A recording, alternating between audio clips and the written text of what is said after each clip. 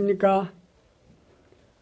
이번에는 저의 경험담을 알려드리겠습니다. 아마 제 경험담을 듣는다면은 모든 전 세계 불치병 환자들에게는 타도 좀 도움이 되지 않을까 해서 말씀을 드리고, 의학계에서도 좀 참고 좀 해보시라는 뜻에서 저의 경험담을 말씀드리겠습니다.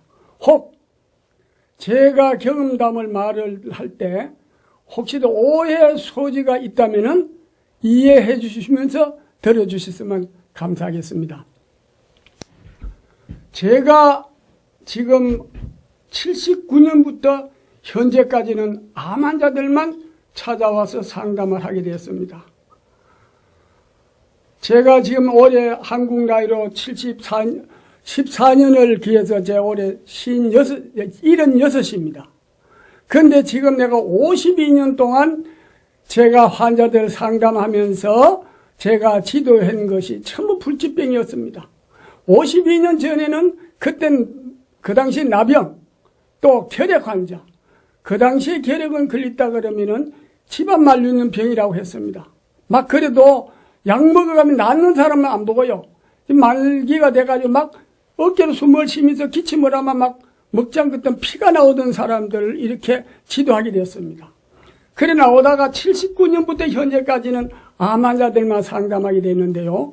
거기에 대해 경험담을 말씀드리겠습니다. 자세한 것은 뭐 책에 다 있지만은 그래도 우선에 여러분들의 실제로 제 말을 들으면은 좀 참고가 되지 않을까 생각이 돼서 말씀을 드리고자 합니다. 저는 앞에서도 말했지만은 영양소를 무시합니다.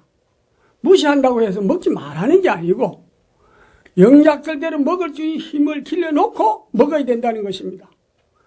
2004년 2월 2일입니다. 2월 2일인데요.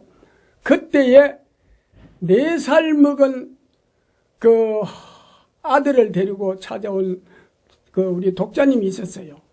이 아이가 3살 먹어가지고 신경세포암이 걸려가지고 2번이나 수술을 했답니다. 그리고 항암제 또는 방사선 이 치료를 받아가지고 몸이 찌들대로 찌들어져가지고요. 일주일에 피주사를 한 번씩 맞는데요. 그래서 늘 얼굴이 내란 게 애가 피지를 못했어요. 그래 그 아이를 데리고 왔을 때 제가 참 난감했죠. 왜? 참 손자도 몇째 손자 같은 애가 왔는데 저런 애가 내가 시키는 대로 이 법을 행할 수 있을까 하고 걱정을 하면서도 마지막 할 수 있는 길은 이 길밖에 없기 때문에 음식 기도를 하게 됐습니다. 어떻게 하느냐? 하얀 쌀밥에 김치 깍두기만 먹겠습니다. 일체 기름 종류 영양이 있는 음식은 못 먹겠습니다. 여러분, 이 지금부터 말씀을 드리고자 하는 것은 이 영약설에 사람들이 너무 치우쳐 있기 때문에 제가 이런 말씀을 드리고자 합니다. 그래서 이 아이가 시키는 대로 잘 해가지고 그 병이 완치가 돼서 지금 올해 2004년도를 기해서 중학교 2학년이 됐습니다. 지금까지도 건강한 생활을 합니다.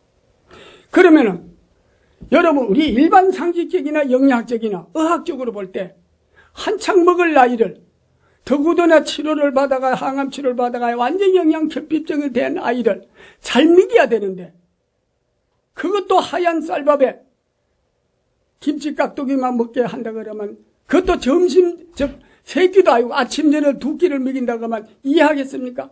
아무도 이해 못할 것입니다. 상상도 할 수 없었을 것입니다. 그러나 저는 자신 있게 그 아이를 지도해서 현재까지 건강 회복이 되었습니다. 자, 이 말씀을 드리는 걸 보십시오.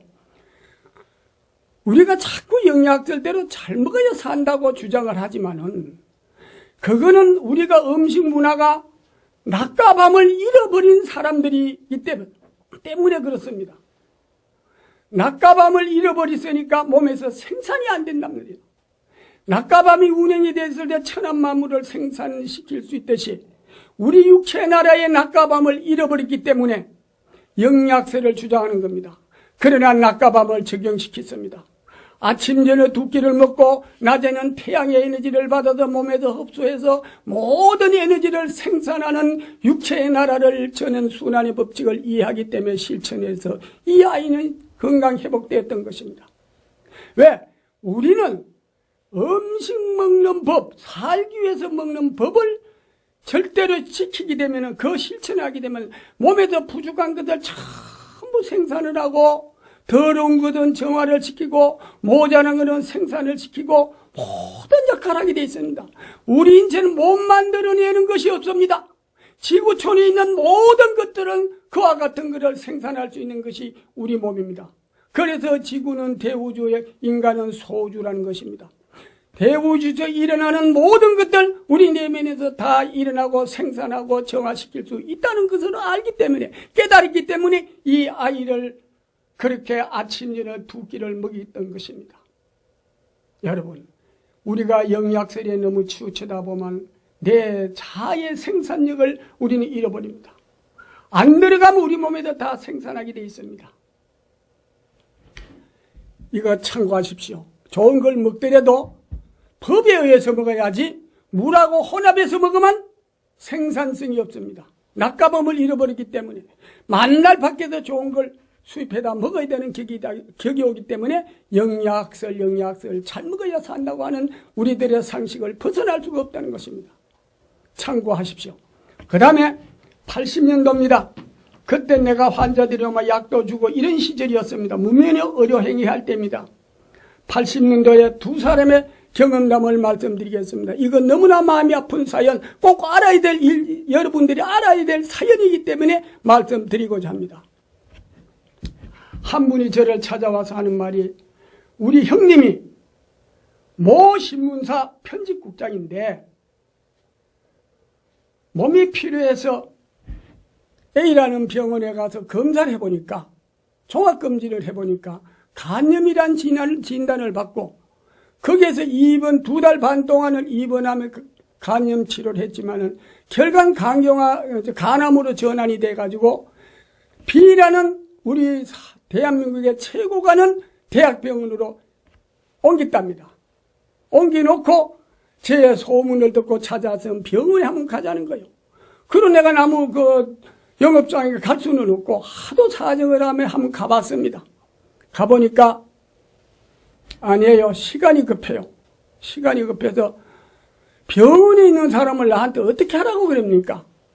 만약에 집에 있다면은 내가 아는 대로 지도를 하는데 시간이 급하다, 시간이 없다 이거요.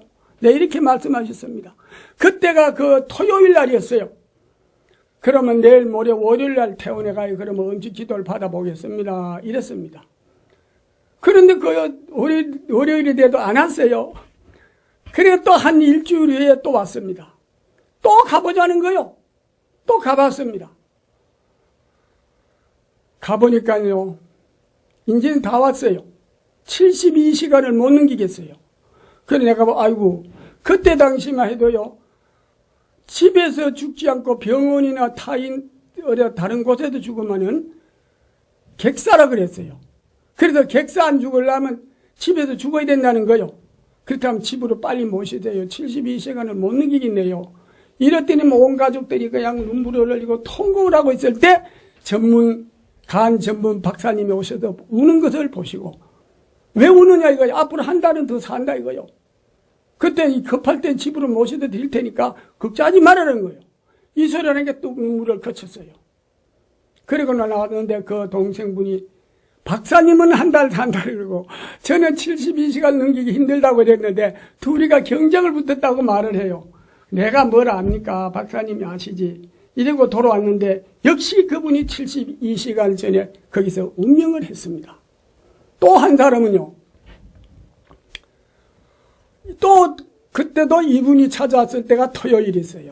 토요일인데 형님이 시골에서 수원 사는 사람인데요, 목장을 하는데 옆구리 통증이 있어가지고 우선 그때마다 진통제를 먹었는데 지금 2달이 지나서 진통제도 안 듣고 통증이 심해서 병원에 입원해서 검사를 해보니까 간암이라는 진단을 받았다는 겁니다.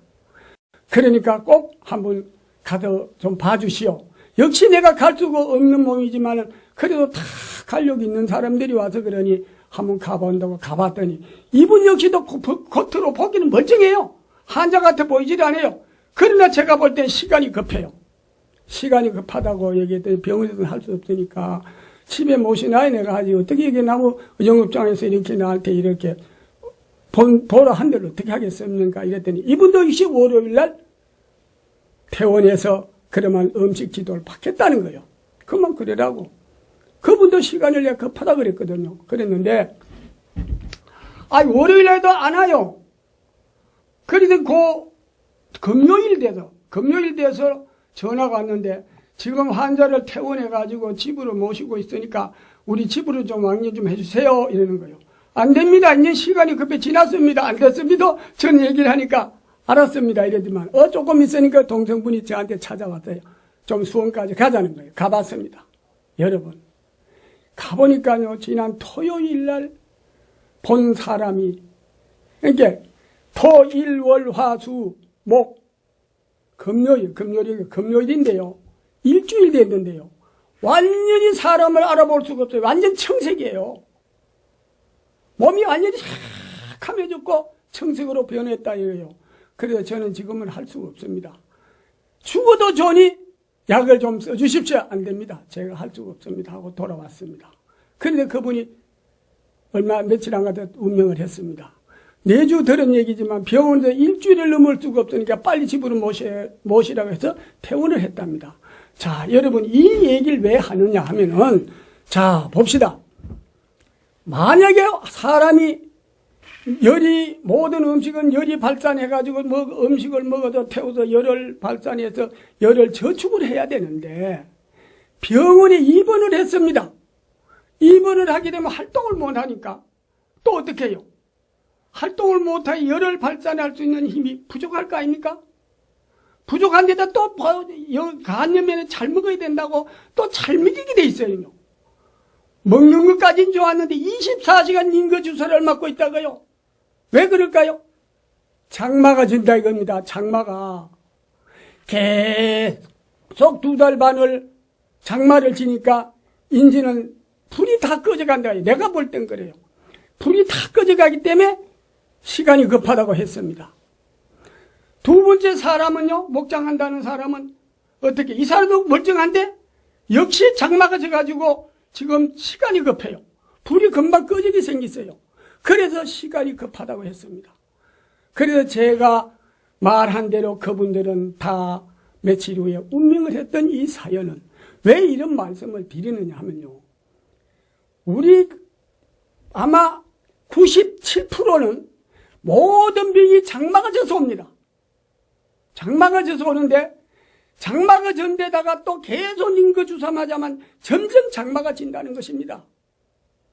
그래서 시간이 급하대. 그러니까 내가 급하다고 할 때는 내가 우선 외모적으로 볼 때 불이 다 꺼졌단 말이에요.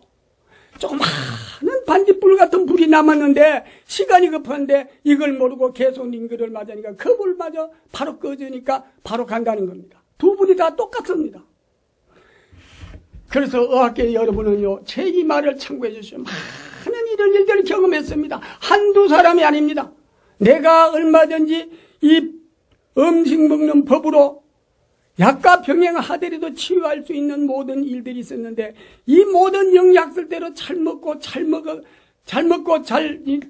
영양제 주사도 맞아야 된다는 이러한 습관 때문에 실패 보는 일들이 많다고 저는 경험에서 말씀을 드리는 겁니다. 그런데 맞더라도, 링거주사 맞더라도 낮엔 물을 먹지 말아요. 지금 병원에 입원하시는 분들, 지금 영양제 맞는 분들, 링거주사나 영양제 주사를 맞으려면요, 낮에는 물도 먹지 마세요. 밥은 먹더라도 밤에 맞으십시오. 밤에도 10시 넘어가만 맞지 마세요. 저녁 5시, 6시부터 맞기 시작해 10시까지만 맞고 맞추지 마세요. 그렇게 하면 얼마나 효과가 나는 것도 체험합니다. 24시간 꽂아놓으면 장마가 진다는 겁니다. 링거주사 맞으면 항상 미연이 비슷하게 나면 속이 편해지지 않습니다. 왜? 불을 피우려고 하는데 계속 장마가 지고, 장마가 되는데도 계속 불을 피우려고 하는 이런 상극 현상이 나오기 때문에 그렇다는 겁니다.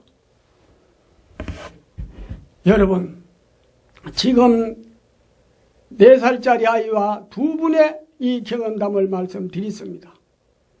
자, 그러면 여기에 대해서는 우리가 어떤 현상이 오느냐? 에너지를 모든 이 세균은요, 몸에 불균이 있어야 태워버립니다. 태워지지 않으면 결과는 다 모든 염증 세균들이 득실거리게 되어 있습니다. 약으로 하면 우선 임시 조치는 되지만 근본 해결이 안 된다는 겁니다. 한번 참고해 주셨으면 좋겠습니다. 제가 이런 얘기를 하면, 지금 과학의 논리도, 이건 과학입니다. 만약에 의학계에서요, 이 동물에 실험해보세요. 동물에 실험해보면은, 물을 먹여가며 하는 거하고, 실험을 해보면요, 20일, 한 달 내에 기절 초풍하는 일이 생길 것입니다. 이 세포 변화가. 한번 제 말씀을 참고로 하시고, 실험을 한번 해보시고, 환자 보는데 참고 한번 해보십시오. 저도 52년 동안의 불치병 환자를 상담하다 보니까 저는 이러한 경험담을 말씀드립니다. 많지요. 그리고 여러분들 중환 환자들은요, 밤에는 편하게 쉬십시오. 밤잠 안 자가면서 여러분들이 막 손뼉치고 무슨 어떤 기도를 한다고 하더라도요, 밤잠 안 자고 몸의 세포를 무리하게 안 됩니다. 낮에는 하더라도 밤이 되면은 무조건 편안하게 쉬게 해주십시오. 밤에도 만약에 우리가 잠을 안 자고 어떤 행동을 하게 되면 세포는 엄청난 무리가 온다는 것입니다. 제 이 경험담은 여러분 앞에서 밥 따로 물 따로 먹는 법, 2고씩 먹는 법입니다. 이것으로서는 언젠가 다 해결할 수 있기 때문에 그 해결할 수 있는 방법은 바로 살기 위해서 먹는 음식. 밥 먹고 물을 따로 먹자. 지금 병원 의사들도 이 법을 실천하는 사람도 있을 것입니다. 모든 사람들이 많이 실천하고 있습니다. 이 내용은 책에 자세하게 기록되어 있습니다.